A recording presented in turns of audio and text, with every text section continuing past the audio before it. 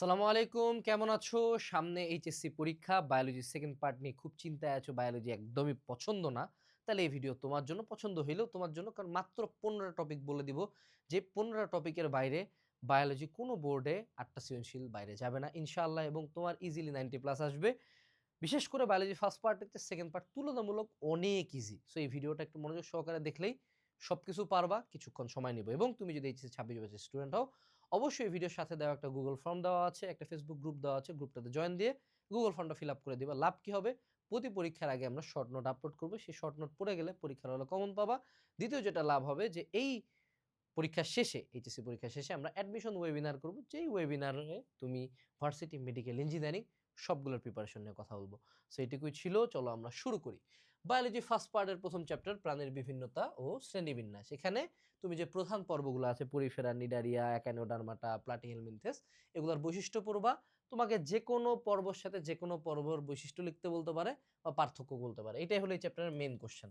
Second যেটা পড়বা সেটা হলো কর্ডাটা এবং কর্ডাটার আন্ডারের যে উপপর্বগুলো আছে এগুলোর বৈশিষ্ট্য, এগুলোর মধ্যে পার্থক্য দিবে। এটাই হলো মেইন চ্যাপ্টার, এটা দিয়ে চ্যাপ্টার শেষ। এরপরে হলো, আমি বলবো যে তোমার বইয়ের সবচেয়ে বড় চ্যাপ্টার এবং সবচেয়ে ইনসিগনিফিকেন্ট বুলশিট একটা চ্যাপ্টার।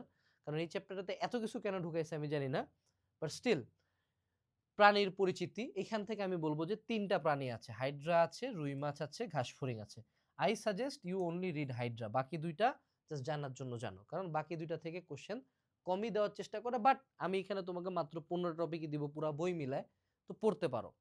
এখন হাইড্রার ক্ষেত্রে নিউরোসাইটের গঠন এবং চলন, এই দুইটাই সবচেয়ে বেশি আসে। আর আমাদের বিভিন্ন রকম কোষ আসতে পারে, যে এই যে হাইড্রার গ্যাস্ট্রোডার্মিস বা এন্ডোডার্মিসের কোষগুলা লেখো, শেষ হাইড্রাগন। রুই মাছের ক্ষেত্রে রুই মাছের রক্ত সংবহন আসে আর বায়োথুলের গঠন আসে। ঘাসফড়িং এর ক্ষেত্রে ওমাটিডিয়াম, অর্থাৎ ঘাসফড়িং এর চোখের গঠন এবং আমার এই বিম্ব অ্যাপোজিশন আর সুপারপোজিশন। আর আমাদের ঘাসফড়িং এর ক্ষেত্রে কি আসে? আমাদের ঘাসফড়িং এর হয় শ্বসনতন্ত্র আসে, না হয় রূপান্তর আসে। পার্সোনালি আই ফাকিং হেড ঘাসফড়িং। এটা আমি কখনোই অ্যান্সার করতাম না, এত ইনফরমেশন। মানে আমার ঘাসফড়িং জানে কি লাভ sir? I want to ask you questions please sir, why? আচ্ছা, যাই হোক, এখন আসি। এইবার হলো আমাদের এ গ্রেড চ্যাপ্টারগুলো শুরু হইলো। হিউম্যান বায়োলজি, হিউম্যান ফিজিওলজি, এগুলা থেকে আমরা অ্যান্সার করব সুন্দর মতো।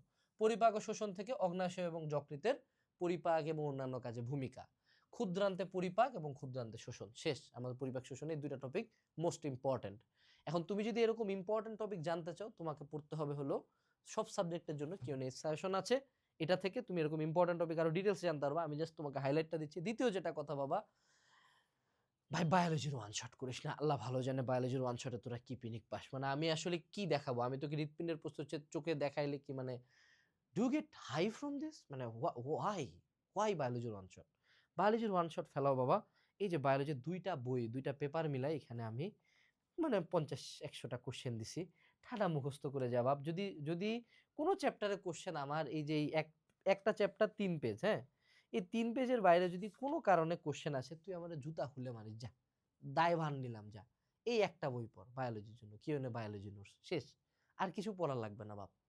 খালি ঠাডা মুখস্থ কর। এমসিকিউর জন্য দাগানো বই পড়ে যাস। ওটা একটু টাফ আরকি।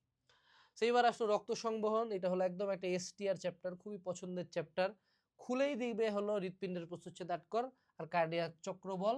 আর কার্ডিয়াক চক্রের সাথে এটা পড়ে নিবা যে হৃৎপিণ্ড নিজে আবার কেমনে রক্ত পায়। এটা আমি লিখি নাই, ওই কার্ডিয়াক চক্রের ভিতরে আমি পড়ি যে পুরা বডিকে কেমনে হৃৎপিণ্ড রক্ত দেয়, হৃৎপিণ্ড নিজে আবার ৪টা নালী দিয়ে রক্ত পায়, নিজেরও তো রক্ত দরকার, ওডি কেমনে পায়।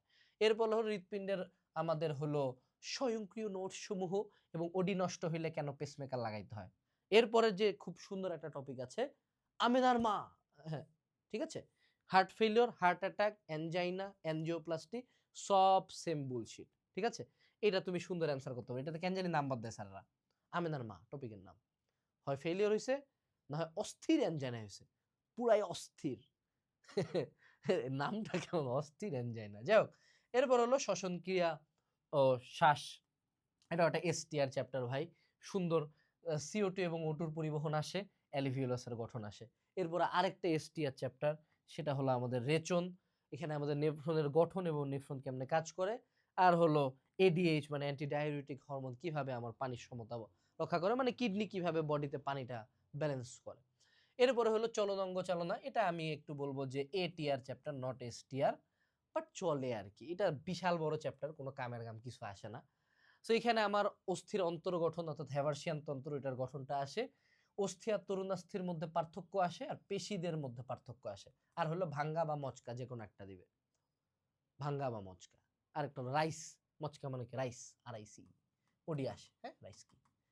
এই তো গেল আমাদের। এরপরে হলো আমাদের কিছু ডিটিআর চ্যাপ্টার শুরু হবে। এটা হলো ডিটিআর, এটা হলো ডিটিআর, এটাও হলো ডিটিআর।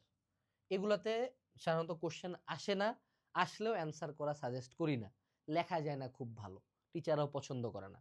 সমন্বয় নিয়ন্ত্রণ, এইটা ভাই এত বড়, এত বড়, এত ইনফরমেশন, বাট কামের কাম কোশ্চেন আসে না। এখন তুমি পড়ে যাবা ভাইয়া কিভাবে কান দিয়ে তুমি শুনো, কিভাবে কান ভারসাম্য রক্ষা করে, যদি আসে ভালো, না আসলে লাল সালাম।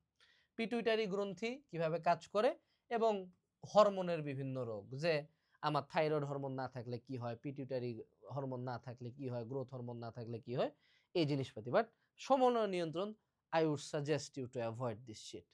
এরপর হলো ধারাবাহিকতা, অর্থাৎ সেক্স, এই রিলেটেডই মানুষজনের খুব ইন্টারেস্ট নিয়ে আমরা এই চ্যাপ্টারটা পড়ছিলাম ছোটবেলায়।